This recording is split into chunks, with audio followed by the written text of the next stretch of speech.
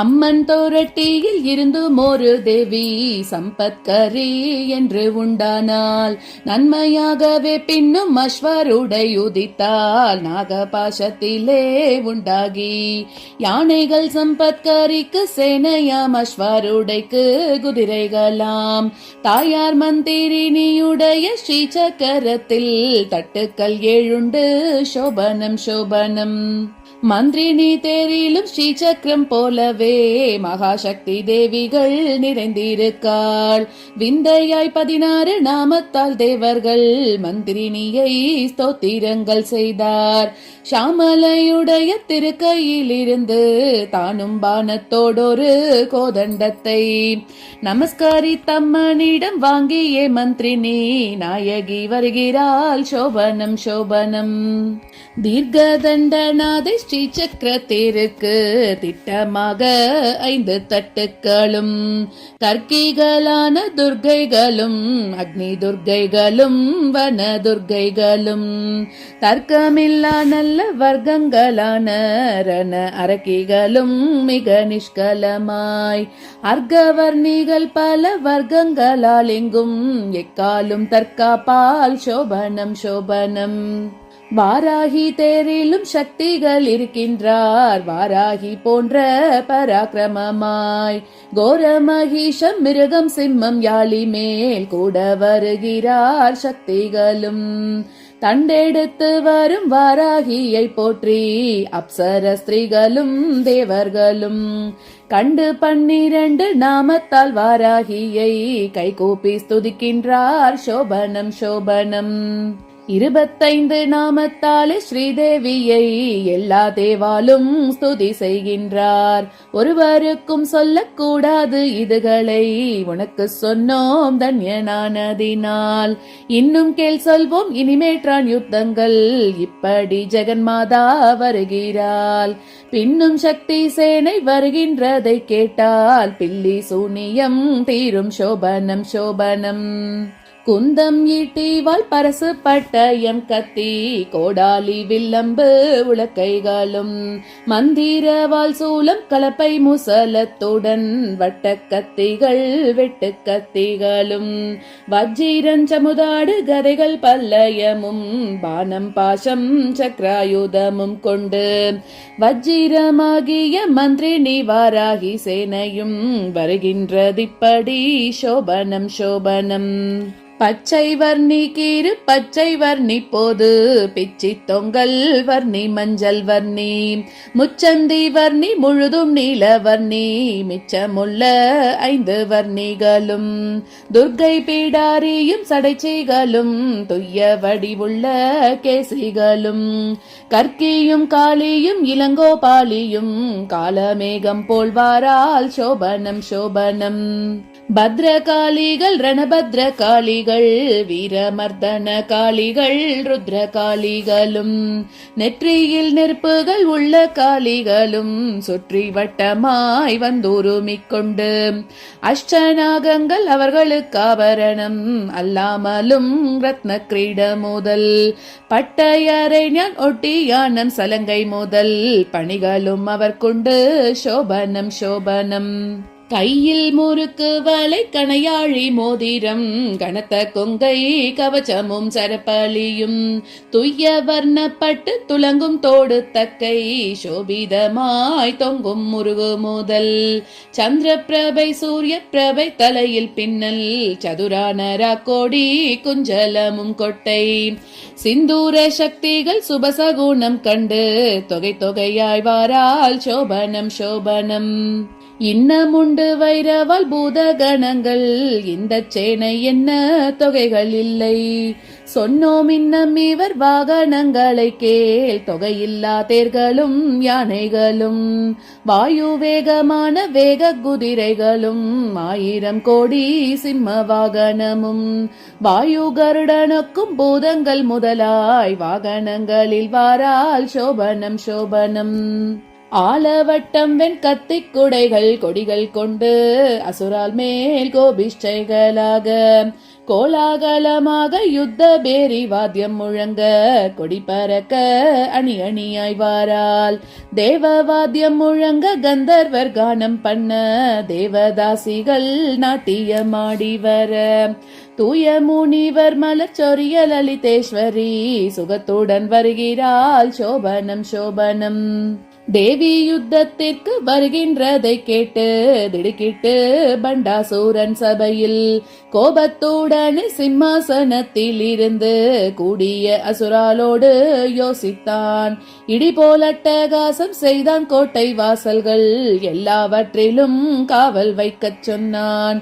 குடிலாக்ஷன் மந்திரியை யுத்தத்திற்கு அனுப்பினான் கோபிஷ்டை லலிதையுடன் சோபனம் சோபனம். அசுரபதியுடைய வார்த்தையை கேட்டு மந்திரி அதிக சைன்யன் சேனாதிபதிகளுடன் இசைந்து 40 அக்ஷௌஹிணி சேனைகளை கொண்டு எல்லா வாசல்களையும் காக்கச் சொன்னான். துர்மதனை யுத்தத்திற்கு போகும்படிக்கு சொல்லி அனுப்பினான் சேனையுடன்.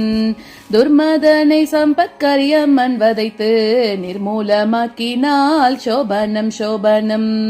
உரண்டி சம்பத்கரியால் உருண்டான் துர்மதன் என்று மருண்டு வந்த சூரர்கள் முறையிட்டார்கள். வெகுண்டு பண்டாசூரன் குண்டனை அனுப்பினான் உருண்டானவனும் அஸ்வருடையாலே.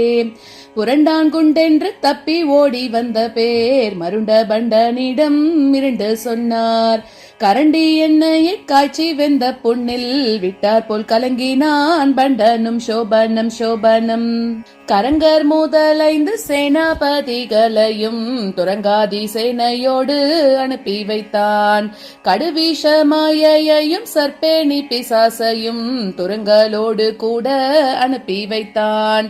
பாவி சர்ப்பேணி அசுரனாக்கினையாலே பாம்புகளை பெற்றால் தந்தேகத்தால் ஏவினால் பாம்புகளை சர்ப்பேணி சக்திகள் மேல் எல்லா சக்திகட்கும் மையம் சோபனம் சோபனம். விதவித சர்ப்பங்கள் விஷத்தை கக்கிக் கொண்டு விழுந்ததுகள் சக்தி சேனையின் மேல். இதை கண்டு நகுலியம்மன் கருடன் தோளில் இருந்த அதிவேகமாய் ஓடி வந்து பாம்புக்கு மிருத்யூவம் கீறி பிள்ளைகளை பல்லுகளில் இருந்து விழவடித்தாள். அம்மிட்டு பாம்பையும் துண்டாக்கியது அம்மன் கீரி பிள்ளைகள் சோபனம் சோபனம். சீறிக்கொண்டு கீரி பிள்ளைகள் ஒன்றாய் கூடி சேனை யானை குதிரை அசுரால் மேலே ஏறி பிடித்து கடித்து அக்ஷௌஹிணிகள் எல்லா அசுர பேயையும் நொறுக்கித்துக்கள். 5 கரங்கர் கழுத்துக்களையும் பிஞ்சு போல் நறுக்கினாள் நகுலேஸ்வரி. அஞ்சாத நகுலிக்கு அங்கே தேவி மணியும் அம்மன் மந்திரி நீந்தால் சோபனம் சோபனம். இவர் போன பின்பு பண்டாசூரன் அனுப்பினான் 7 பிலாஸ்கரர் மந்திரி ராணுவமும். அவர் கண்ணில் சூரியனை வருத்தி வரத்தாலே அம்மன் சேனையை ஸ்தம்பிக்கச் செய்தான். பிலாஸ்கரர் ஸ்தம்பனத்தை கண்டு தேவியின் ஆக்கினையால் தண்டனை விஷயாய் வந்தாள். குருடாகி 7 மந்திரி தலைகளை கொய்து மாலை தரித்தால் சோபனம் சோபனம். மடிந்தார் மந்திரி என்று கேட்டு பண்டாசூரன் வந்து தம்பிமார்களுடன் யோசித்து குட்டிலாக்ஷனை பின்னும் சேனையோடு அனுப்பினான். கொட்டி பெரிய யுத்தம் பண்ணச் சொன்னான். லலிதையை பிடித்துக் கொண்டு வரச் சொல்லி ஒளித்தனுப்பினான் தம்பி விஷங்கனையும். களவு செய்ய சொன்னான் 15 சுராலுடன் காமேஸ்வரிக்கு ஐயம் சோபனம் சோபனம். அஸ்தமித்த பின்னே மலகன் முதல் 15 சுராலோடே மெல்ல வந்து சுற்றிலும் 15 அக்ஷௌஹிணியால் தேரை சுற்றி வளைத்துக் கொண்டான் விஷங்கனப்போ. தேரின் மோதல் தட்டில் இருக்கின்ற சக்திகள் தேவிக்கு முறையிட்டு அலறினார்கள். கோரமாய் குடிலாக்ஷன் யுத்தம் செய்கிறான், குறைவில்லை லலிதைக்கு சோபனம் சோபனம். பின்னே கள்ளர் வந்து செய்யும் கலகத்தை புரட்டு செய்கையை தேவி அறியாமல் முன்னே தண்டனாதை செய்கின்ற சண்டையின் வேடிக்கை பார்த்த மண் இருந்து விட்டால் துரோகி விஷங்கன் ஒரு பானத்தால் தேரின் துலங்கு கோடி தன்னை அறுத்து விட்டான். வேகமாய் புருவங்களை அம்மன் கோபத்தால் வில்லு போல் வளைத்தால் சோபனம் சோபனம். மாதா முகத்தினோட கோபத்தில் இருந்த மாணிகள் 15 காமேஸ்வரிகள் பாதக அசுரனை கொல்ல அம்மன் அனுப்ப புறப்பட்டாள் ஜுவாலா மாலினி முதல். மலகன் மூதர் 15 அசுராலையும் வந்த சேனையை கொன்றாள் காமேஸ்வரிகள். மெலிந்த விஷங்கனை கொல்லாமல் துரத்தியே லலிதையின் முன் வந்தார் சோபனம் சோபனம். குடிலாட்சனையும் துரத்தினால் வாராகி கூடி வந்த அசுராலை கொன்றாள்.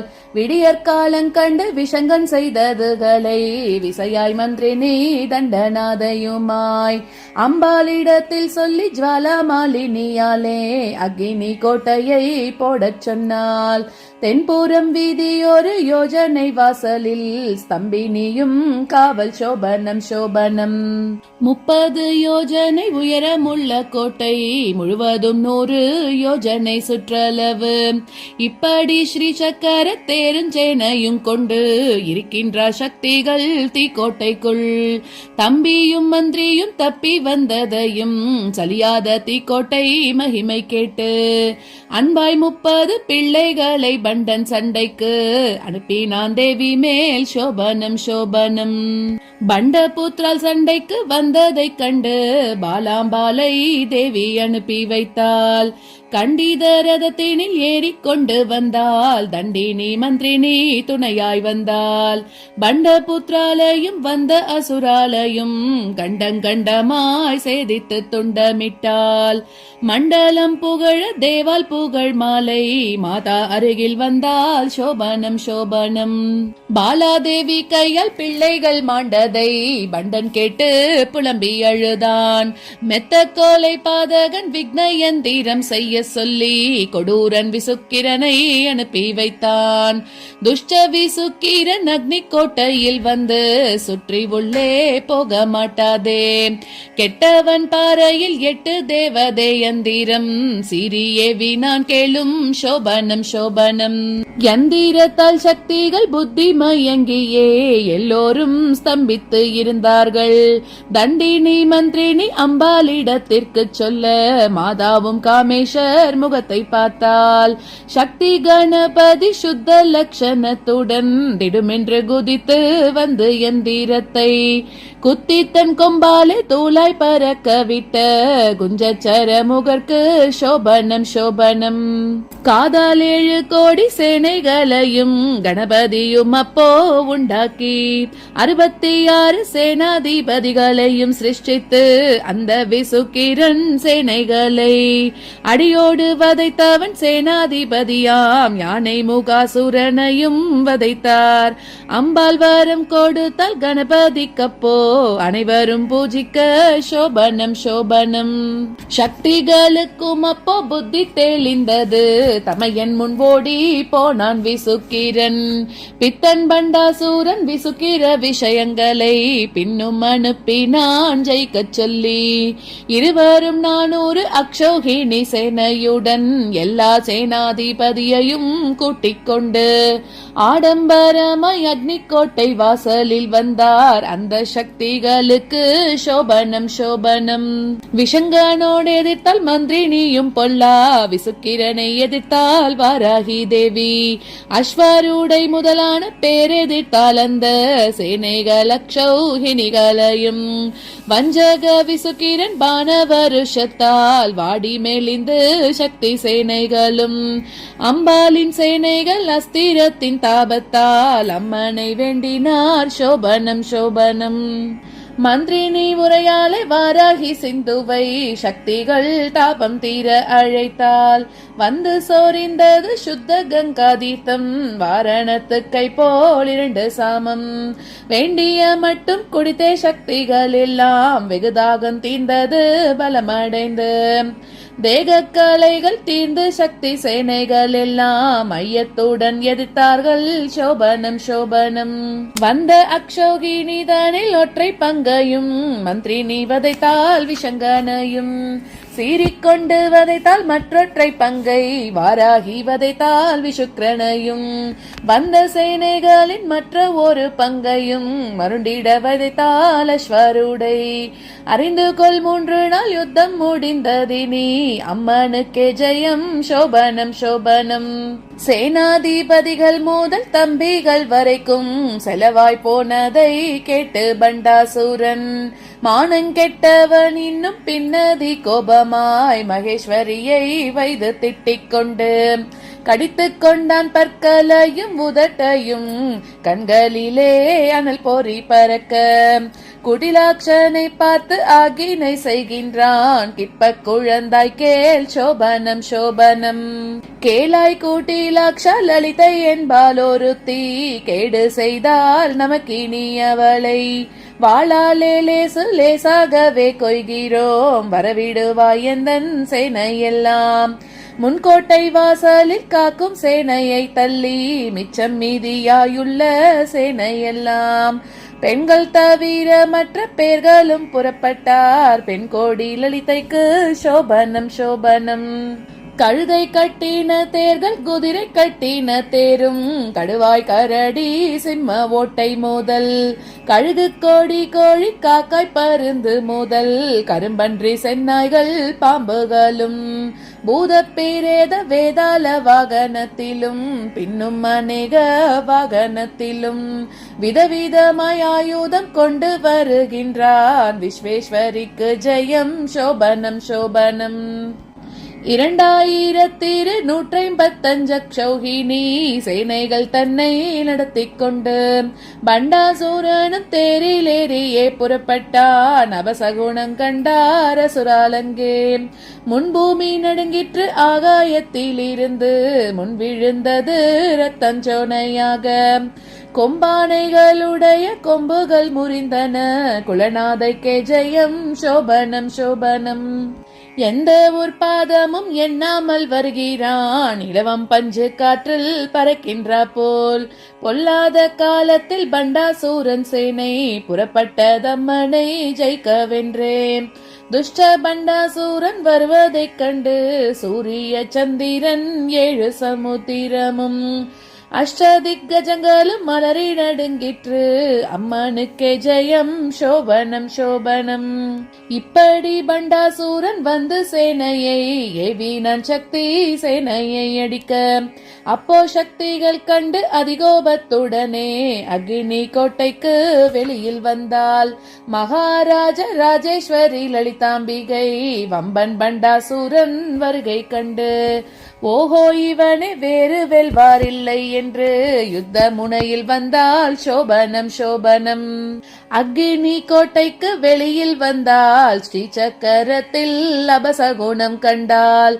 ஒப்பற்ற அசுரல் தம்பட்ட முரசுகள் உக்கிரமாய் கொம்புகள் ஊதிக்கொண்டு சக்தி தேவிகளை அசுரர்கள் எல்லோரும் சண்டை பிடித்தடிக்க துவங்கினார்கள். சக்தி தேவியர்கள் அப்போ அசுர சேனைகளை சங்கரிக்கின்றார்கள். சோபனம் சோபனம். சுற்றிலும் தேவிகள் அசுர சேனைகளை சுற்றி பிடித்திழுத்து கத்தியாலே குத்துகிறாள். சிவசக்தி ஈட்டிகளாலே பொத்தென்று தலைவிழ வெட்டுகின்றாள்.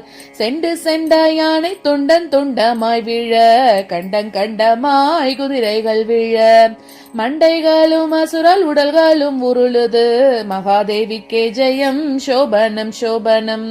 சக்திகள் அசுர சேனைகளே எல்லாம் சம்ஹரிக்க யுத்த பூமிதனில் அசுரால் தேகத்தினின்றும் இரத்த வெள்ளம் பெருகி அலைமோதும் காவேரி நதியைப் போல யுத்த பூமிதனில் இரத்த ஆற்றங்கரை ஓடுது. பிணங்களும் மிதந்து வர சங்கையில் அசுரர்களை வதைத்து சங்கரி ஜெயங்கொண்டால். சோபனம் சோபனம். இரத்த நதியின் இருகரை தன்னிலும் சாய்ந்து கிடக்கின்ற விருட்சங்கள் என்னவென்றால் தலைபோன அசுராலின் தேகங்கள் எங்கிலும் தரிபட்ட கட்டை போல் கிடக்கின்றன. அசுரால் கோடிகளும் முகத்துடன் கண்களும் மல்லிக்கோடியும் மலரும் போல், அசுரால் கூடைகளுக்கெல்லாம் தாமரை பூவை போல் அந்நதியினில் கிடக்கும் சோபனம் சோபனம். யுத்த பூமிதனில் இரத்த பிரவாகம் ஓடுவதை கண்டு தேவரெல்லாம் சக்தி சேனையினால் அத்தனை அசுராலும் சம்ஹரிக்கப்பட்டு கிடப்பதையும், அத்தனை யானை குதிரை சேனைகள் எல்லாம் ஆமை போல் மிதக்க இரத்த நதியில் சித்தம் மகிழ்ந்து பாரிஜாத புஷ்பங்கள் தேவிக்கு சொரிந்திட்டார் சோபனம் சோபனம். தேவர்களும் சொர்ண புஷ்ப மாறி சொரிந்து திவ்ய சகுணங்களை காட்டினார்கள். கோபத்துடனே பண்டாசூரன் விழி சிவக்கவே கொடூரமாய் உருட்டி விழித்துக் கொண்டு தன் சேனை அசுரால் கபஜயத்தை கண்டு தாய் லலிதா தேவியை எதிர்த்தான். அஞ்சாமல் தேவியும் பண்டாசூரனை பார்த்து அதிக கோபம் கொண்டால் சோபனம் சோபனம். கண்டகன் பண்டனை கண்டவுடன் தேவிக்கு கண்கள் இரண்டும் அக்னி போல் சிவக்க, மண்டலம் புகழ்கின்ற சண்ட பிரசண்ட உத்தண்டமான கோதண்ட வில்லை வட்டமாய் நானாலே கட்டி இழுத்தாலம்மன் முட்டி விட்டால் எங்கும் திடுக்கிடவே, துஷ்டநாமசுரனை பொட்டென வதைக்கவே சட்டமிட்டால் மனதில் சோபனம் சோபனம். தொடுத்தார் யுத்தத்திற்கு தேவியும் பண்டனும் தொகையில்லா சரமாரிகளை சொரிந்தார். இடைவிடாமல் சரங்களை சொரிந்தாலம்மன் இதை கண்டு பண்டாசூரன் கோபமாய் மாயையால் இருட்ட விட்டான சூரனதை மாதாவும் சூர்யாஸ்திரத்தால் போக்கினாள். பேயன் குருடாஸ்திரம் விட்டானதையும் போக்கிற்று நேத்திராஸ்திரம் சோபனம் சோபனம். வாயுவின் அஸ்திரத்தை பண்டாசூரன் போட்டான், பார்வதி வருணாஸ்திரத்தால் போக்கினான். ஓயாத வியாதிகளை அனுப்பி வைத்தான் பண்டன் 1 10 100 கோடியாக. அச்சுதானந்த கோவிந்த நாமத்ரய அஸ்திரத்தை அம்மன் அனுப்பிவிட்டால் மிச்சமில்லாமலே வியாதிகளை அந்த அச்சுதர் போக்கினார் சோபனம் சோபனம். அந்த காஸ்திரத்தை அனுப்பி வைத்தான் பண்டன், அம்பிகை மிருத்யுஞ்சயனால் ஜெயித்தாள். மந்திரத்தால் சும்பன் நிசும்பன் சண்ட முண்டன் மகிஷாசுரனையவன் அனுப்பி வைத்தான் அதைக் கண்டு மகேஸ்வரி அட்டகாசம் செய்தால் அதிலிருந்து அம்மன் அட்டகாசத்தால் துர்கா தேவி உண்டாகி அசுராலை சம்ஹரித்தால் சோபனம் சோபனம். முன்னே வேதங்களை திருடின சோமுகன் முதலான அசுராலை அனுப்பி வைத்தான். தன்னை அடுத்த பேர்க்கு அபயங்கோ கொடுத்து தற்காக்கும் வழக்கை கட்டை வீரலை உதறிவிட்டால் அம்மன் அதிலே இருந்து உண்டாகி வந்து மச்சமூர்த்தியும் வதை தந்த அசுரால் எல்லாரையும் ஜெயித்த மச்சாவதாரர்க்கு சோபனம் சோபனம். சமுத்திரத்தை வருதி விட்டான் பண்டன் சக்தி சேனைகளை முழுகடிக்க, நிமிஷத்தில் அம்மன் உதறினாள் அப்போது நீட்டியால் காட்டி விரல் தனையும் குதித்தாருடனே அதிலே இருந்து கூர்மாவதார மகாவிஷ்ணுவும் கொந்தளிக்கும் சமுத்திரங்கள் எல்லாம் கூடித்த கூர்மாவதாரர்க்கு சோபனம் சோபனம். இரணியாட்சனை அதிகோபத்துடனே இந்த பண்டாசூரன் அனுப்பி வைத்தான். வராகமூர்த்தியும் உண்டானாரப்போ வழக்கை நடுவிரலில் இருந்து பொல்லாத ஹிரண்யாட்ச அசுரர்களை எல்லாம் சற்று போதைக்குள்ளே சம்ஹரித்தார். வெல்ல முடியாத ரூபம் தரித்த லக்ஷ்மி வராக மூர்த்திக்கு சோபனம் சோபனம். இரண்யகசிபு முதலான சூராலை எல்லாம் இந்த பண்டாசூரன் வருத்தி விட்டான். பரமேஸ்வரியும் வழக்கை பவித்திர விரலை அசைத்தால் அதிலிருந்து அதிபராக்கிரம நரசிம்மரும் வந்து அசுரஹிரண்யனை சம்ஹரித்தார். நாகசயனர் பக்தர் பிரகலாதர் லக்ஷ்மி நரசிம்ம மூர்த்திக்கு சோபனம் சோபனம். மகாபலி முதலான அசுர சேனைகளை வருத்தி போகச் சொன்னான் பண்டாசூரன். மகாமாயையும் வழக்கை சுண்டு விரலை சுழட்டியே உதறினால் அதிலிருந்து வந்தார் மகாவிஷ்ணு வாமன மூர்த்தியாய் மகாபலி அசுரனையும் ஜெயித்து மகாபலியை பாதாளத்தில் தள்ளின வாமன மூர்த்திக்கு சோபனம் சோபனம். கார்த்தவீர்யார்ஜுனனை சேனைகளுடன் கண்டகன் பண்டன் அனுப்பி வைத்தான். ஆர்த்திகளை போக்கும் லலிதேஸ்வரியும் அசைத்தால் இடக்கை கட்டை விரலை. பரசுராமர் கையில் கோடாலி கொண்டு புறப்பட்டார் வெள்ளி வலையை போல. பலமுள்ள கார்த்த வீர்யார்ஜுனனை வதைத்த பரசுராமருக்கு சோபனம் சோபனம். ராவணனை கும்பகர்ணன் இந்திரஜித்தனை ராட்சதாலை அவன் அனுப்பி வைத்தான். தேவியும் இடக்கையினால் காட்டி விரலை செப்பிடு வித்தை போல் உதறினாலே. ஸ்ரீராம லக்ஷ்மணர் ரதத்தில் இருந்து கொண்டு ராவணன் முதலோரை வதைகள் செய்தார். தாமசியாமல் ராட்சதாலை வதைத்த ஸ்ரீராம லக்ஷ்மணருக்கு சோபனம் சோபனம்.